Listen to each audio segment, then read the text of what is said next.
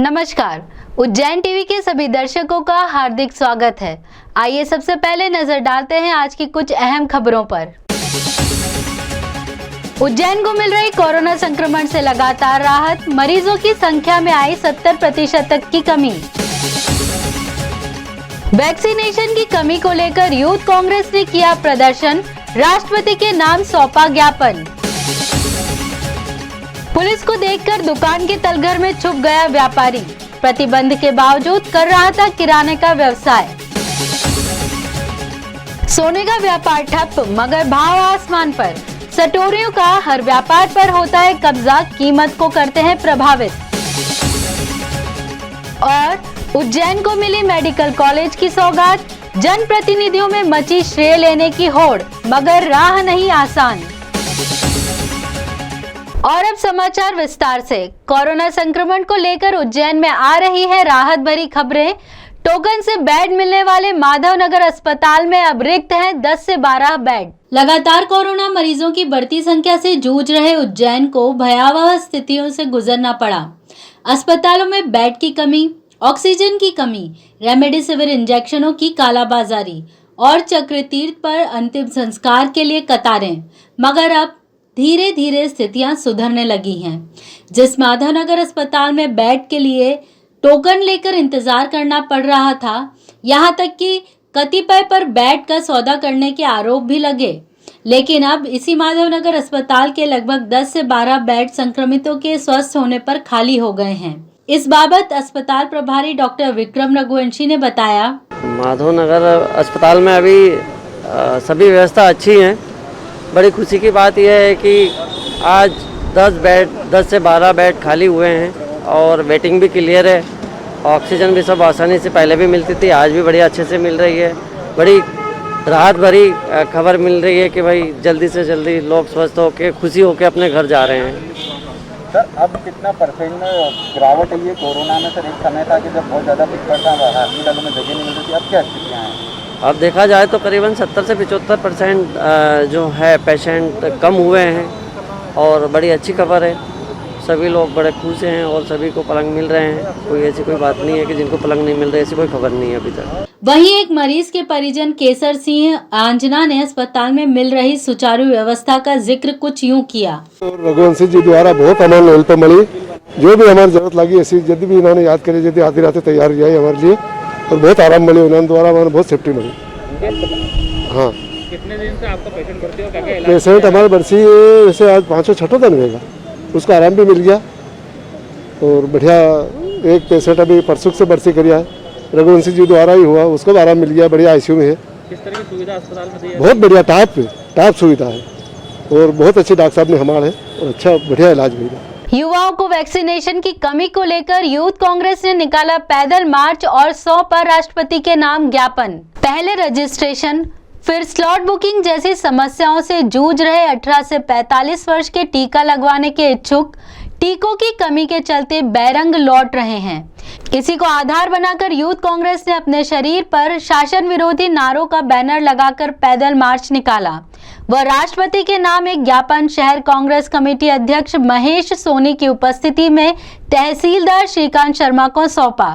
इस बाबत जानकारी देते हुए यूथ कांग्रेस अध्यक्ष भरत शंकर जोशी ने बताया, 1 मई से 18 से 45 साल वालों के लिए वैक्सीन ओपन करा मोदी जी ने।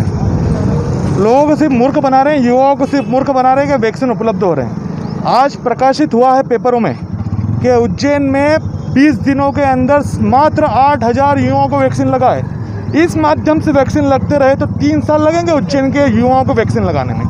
लोग मर रहे हैं, इनको कोई परवाह नहीं है।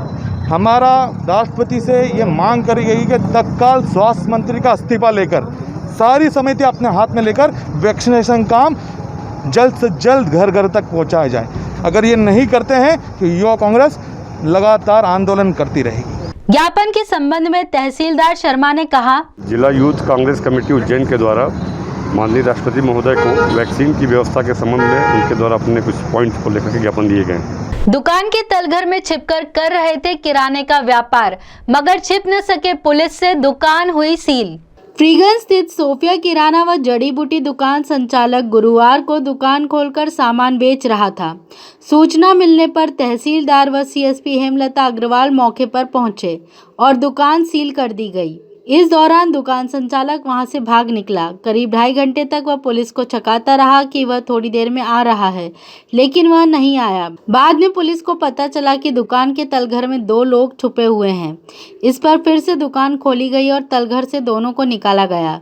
तलघर में छुपे हुए 2 युवक में एक दुकान मालिक का बेटा और दूसरा नौकर था। पुलिस ने दोनों के खिलाफ धारा 151 के तहत कार्यवाही की। ये सेफिया शॉप करके फ्रीगंज में एक दुकान है और मौके पे इनके द्वारा जो है ग्राहकों को बुलाकर विक्रय किया जा रहा था। जैसा आप सभी को भी ज्ञात है कि अभी दुकान से विक्रय करने पर प्रतिबंध है और केवल होम डिलीवरी है। और जब इनको देखा गया तो शटर बंद करके ये अंदर घुस गए और कहीं अंदर छिपे हुए थे काफ़ी समय से। फ़ोन से भी संपर्क करने का प्रयास किया गया लेकिन ये आए नहीं। उसमें बाद में पता चला, यहाँ बताया कुछ लोगों ने कि इसमें अंदर 2 व्यक्ति अंदर ही रह गए हैं। तो अंदर जब जाके उसको खोला तो अंदर 2 जाके उसका वीडियो भी बनाया गया है। 2 व्यक्ति अंदर जो तलघर रहता है उसमें थे, अंदर जाके छुप गए थे। तो उनको बाहर निकाला। फिर उसके बाद अब उनका जैसे भी 151 उन पे किया जाएगा और 188 की कार्रवाई उन पे की जाएगी। सोने के बाजार पर सटोरियों का है कब्जा। सरकार को होता है लाभ, इसीलिए नहीं लगाती सट्टे पर रोक। वर्तमान 4 महीने में व्यापार का सीजन रहता है। 2 साल में उज्जैन और आसपास के गांवों को मिलाकर जो नुकसान हुआ है वह 2 अरब रुपयों का है। व्यापारी और कारीगरों का भी बहुत नुकसान हुआ। सोना व्यापारी ने बताया कि सोने के दाम अंतर्राष्ट्रीय स्तर से उतरते चढ़ते हैं। सटोरिये हर क्षेत्र को प्रभावित करते हैं। सरकार को हर माल के हिसाब से सप्ताह में दिन करना चाहिए। सटोरियों के कारण सरकार को फायदा होता है, इसलिए वह सट्टे पर रोक नहीं लगाती है। कैलाश सोनी मध्य प्रदेश स्वर्णकार संघ अध्यक्ष ने कहा, क्योंकि पिछले साल का और इस साल का मिला के अपन मानेंगे तो कम से कम 2 से 3 अरब रुपए का व्यापार प्रभावित उज्जैन में हुआ। क्योंकि उज्जैन के साथ में उज्जैन शहर के आसपास के जितने भी गांव हैं ये सभी लगते हैं और सभी गांव की ग्राहकी भी उज्जैन से ही होती है। और उसका एक बहुत बड़ा कारण है कि शादी विवाह में लोगों का आना जाना रहता है तो बाज़ार भरे रहते हैं। और चूँकि प्राकृतिक आपदा है तो अब नुकसान अपनी जगह है, लोगों को बचाना भी आवश्यक है। गवर्नमेंट की जो गाइडलाइन है उसका पालन करना भी आवश्यक है। इसमें एक कुछ क्या है कि गवर्नमेंट की गलत नीतियाँ भी हैं कि बाज़ार बंद हैं और कारोबार ठप है। पूरे विश्व में लोग लॉकडाउन में लगे हुए हैं, लेकिन जो सटोरिया बाज़ार है वो चालू है। तो सटोरिया बाज़ार की वजह से ये भाव ऐसी विपदा के समय में, और सोने चांदी नहीं, कोई भी जिन्स हो, चाहे कि दूसरी देख लें अपन, आलू प्याज देख लो कि गेहूँ देख लो, कि जो आवश्यक जो भी जिन्स होगी उनके भाव एकदम आसमान पर चढ़ा देते हैं सटोरिये लोग। तो शासन को इसमें एक बहुत बड़ा अमेंडमेंट करने की ज़रूरत है। इसमें भारत सरकार को अपना एक मन बनाना पड़ेगा कि जिस प्रकार से रोज़ाना व्यापार ये चलाते हैं कमोडिटी का, उसको सीमित करते हुए उसको हर जिन्स का एक साप्ताहिक बाजार बनाना चाहिए। कि सोमवार को सोने चांदी का बाजार बने, मंगलवार को गेहूं और अनाज से संबंधित बने, बुधवार को लोहे और कॉपर से संबंधित बने। तो उससे क्या होगा कि वो भाव जो एक दिन डिसाइड हो जाए पूरे बाजार में रात तक, वो पूरे हफ्ते रहना चाहिए। ये मैं ऐसा सोचता हूँ कि यदि ये हो जाएगा तो सटोरिये इससे बाहर हो जाएंगे। अभी सटोरियों ने इस पर कब्जा कर रखा है, जिसकी वजह से आम आदमी को बहुत परेशानी होती है और आम आदमी को कोई भी चीज बहुत महंगी मिलती है। उज्जैन को मिली मेडिकल कॉलेज की सौगात पर जनप्रतिनिधियों में मची है श्रेय लेने की होड़, मगर आसान नहीं है मेडिकल कॉलेज की राह। मुख्यमंत्री शिवराज सिंह चौहान द्वारा उज्जैन में मेडिकल कॉलेज खोलने की घोषणा कर दी गई है और भाजपा का हर जनप्रतिनिधि इसे अपनी मांग बताते हुए प्रचारित कर भुनाने में लगा हुआ है। जबकि संभागीय समीक्षा में सांसद अनिल फिरोजिया उज्जैन में मेडिकल कॉलेज और तराना के गेलखेड़ा में ऑक्सीजन प्लांट का मांग पत्र लेकर पहुंचे थे। सांसद फिरोजिया के साथ ही मंत्री डॉक्टर मोहन यादव, पारस जैन, बहादुर सिंह चौहान, बहादुर सिंह बोरमुंडला और विवेक जोशी ने जोर देते हुए सीएम से आग्रह किया कि वे आज मेडिकल कॉलेज की घोषणा करके ही जाएं। तब मीडिया के समक्ष आकर मुख्यमंत्री ने कहा कि उज्जैन संभागीय मुख्यालय है, यहाँ मेडिकल कॉलेज नहीं था। हमने फैसला किया है कि उज्जैन में भी मेडिकल कॉलेज खोला जाएगा। उज्जैन संभागीय मुख्यालय है, यहाँ मेडिकल कॉलेज नहीं था। हमने फैसला किया कि यहाँ मेडिकल कॉलेज खोला जाएगा उज्जैन में भी। सरकार ने कॉलेज की घोषणा तो कर दी, लेकिन कॉलेज बनाने में चुनौतियों का लंबा सफरनामा सामने है। मेडिकल काउंसिल की अनुशंसा के बाद ही कॉलेज खोला जा सकेगा। पहले साल, दूसरे साल और तीसरे साल की क्लासेस लगाना पड़ेगी, फिर पोस्ट ग्रेजुएट विद्यार्थी आ सकेंगे। सांसद अनिल फिरोजिया सहित समर्थकों ने तत्काल सोशल मीडिया पर लिखा कि मुख्यमंत्री ने मानी सांसद फिरोजिया की मांग। विधायक पारस जैन के समर्थकों ने सोशल मीडिया पर पोस्ट व फोटो डाले। इसमें विधायक जैन द्वारा 2015 से अब तक मेडिकल कॉलेज के लिए किए जा रहे पत्राचार शामिल हैं। तीसरी पोस्ट मंत्री डॉक्टर मोहन यादव व समर्थकों ने उनकी तरफ से डाली कि जनहितकारी इस निर्णय में सीएम का हृदय से आभार। शिक्षा मंत्री मध्य प्रदेश शासन डॉक्टर मोहन यादव। कांग्रेस प्रदेश प्रवक्ता नूरी खान की जेल से सशर्त जमानत पर हुई रिहाई। स्वास्थ्य मंत्री को ज्ञापन देने के प्रयास में हुई थी गिरफ्तारी।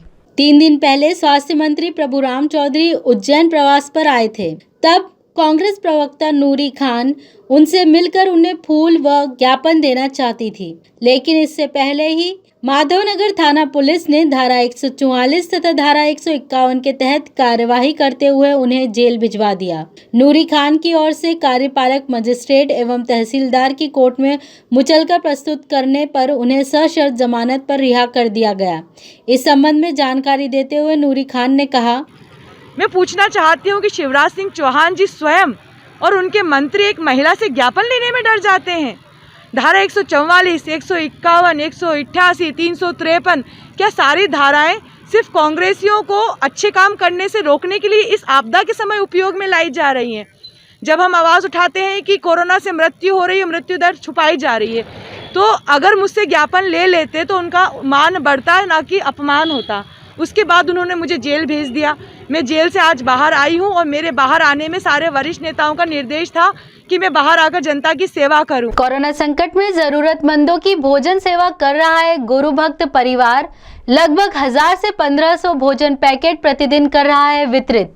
नगर के नमक मंडी क्षेत्र में संस्था गुरु भक्त परिवार द्वारा जरूरतमंदों के लिए शुद्ध एवं सात्विक भोजन का निर्माण कर वितरित किया जा रहा है। मात्र 150 पैकेट वितरण का यह सेवा कार्य 15 से 20 दिनों में ही 1000 से 1500 पैकेट तक पहुंच गया। संस्था सदस्य रितेश खाबिया ने बताया कि हमें सेवाभावी लोगों ने स्वयं आगे आकर सहायता की बात भी की। सर, ये पिछले करीब 15 दिन से 16 दिन से हमारा ये कार्य चल रहा है। शुरू में हमने 150-200 पैकेट वितरण का करा था, मगर हमारे गुरु भक्त परिवार द्वारा पिछले 15 दिन के अंदर करीब 11,000 भोजन पैकेट वितरण कर दिए गए। अभी हमारा लक्ष्य रोजीना 700, 800, 1000 पैकेट रोजीना वितरण कर रहे हैं। उसमें हम पूरा जैनत्व के हिसाब से आलू प्याज लहसुन का कोई किसी चीज़ का उपयोग नहीं करते हैं। पूरा कोविड की पूरी जो मास्क लगाकर और सारी धोकर साफ़ सुथरी अच्छे से अच्छे तरीक़ों से ज़रूरतमंद लोगों को हम ये भोजन वितरण कर रहे हैं उज्जैन शहर के अंदर।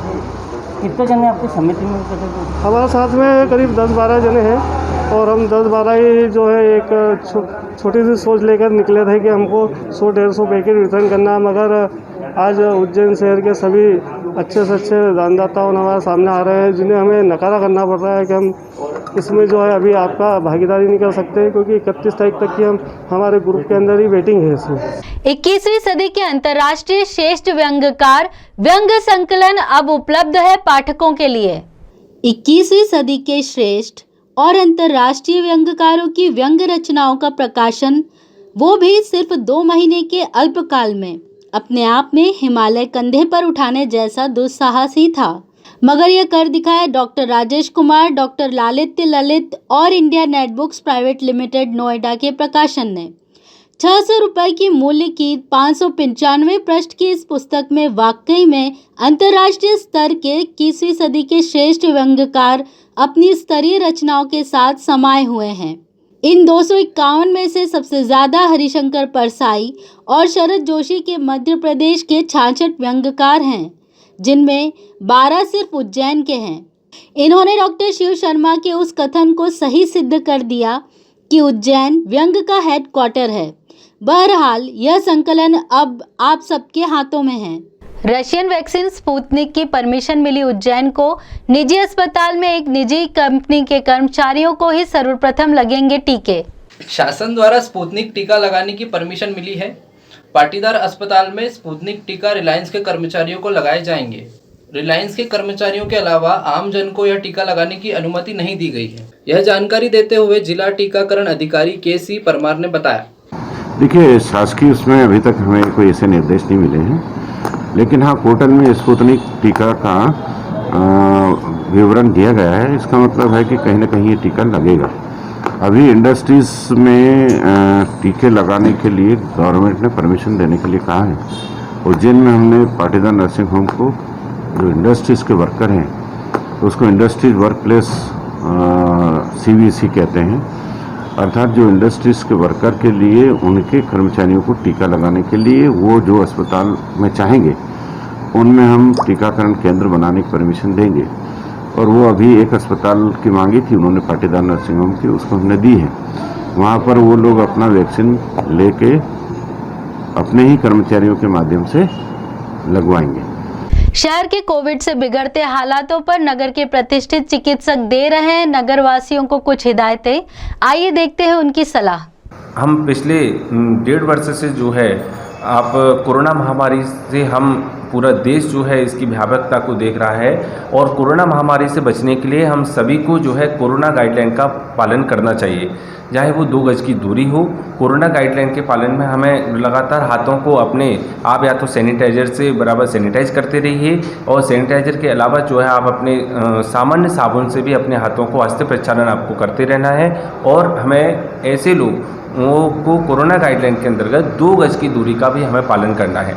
आयुर्वेदिक ये विचार आता है कि जब कभी भी देश में जब कभी भी महामारी आती है तो हमें आयुर्वेद की गाइडलाइन का पालन करना चाहिए, चाहे वो दिनचर्या हो, ऋतुचर्या हो। और जब कभी भी हमारे घर में कोई भी चीज़ जब आया करती थी, कोई भी विषय वस्तु हमारे इधर आती थी, तो हम उसका जो है प्रक्षालन किया करते थे। हाँ, हमें इस गाइडलाइन के क्रम में भी हमें हस्तपाद प्रक्षालन की प्रक्रिया का पालन करना चाहिए। और मेरा सभी लोगों से निवेदन है कि इस कोरोना गाइडलाइन के अलावा हमें ऐसे लोग जो कि वैक्सीनेशन की पात्रता रखते हैं, उन वैक्सीनेशन की पात्रता रखने वाले, चाहे वो इम्यूनो कम्प्रोमाइज्ड पेशेंट हो और 18 साल से की उम्र के जो हमारे सभी जो लोग हैं जो इस स्लॉट बुकिंग के हिसाब से उनका नंबर आता है, वो ज़रूर जो है उनसे मेरा निवेदन है कि वो वैक्सीन लगवाएं। और साथ ही साथ जिन लोगों ने वैक्सीन लगवा रखी है उनके लिए भी जो है कोरोना गाइडलाइन का आपको पालन करना है। और अब एक नजर वेधशाला से प्राप्त मौसम के आंकड़ों पर।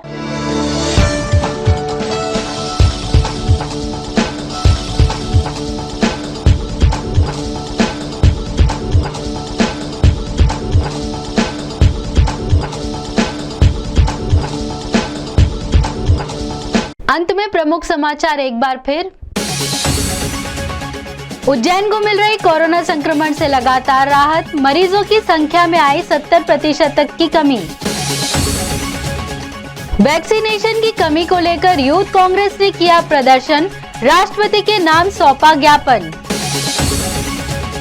पुलिस को देखकर दुकान के तलघर में छुप गया व्यापारी, प्रतिबंध के बावजूद कर रहा था किराने का व्यवसाय। सोने का व्यापार ठप, मगर भाव आसमान पर। सटोरियों का हर व्यापार पर होता है कब्जा, कीमत को करते हैं प्रभावित। और उज्जैन को मिली मेडिकल कॉलेज की सौगात, जनप्रतिनिधियों में मची श्रेय लेने की होड़, मगर राह नहीं आसान।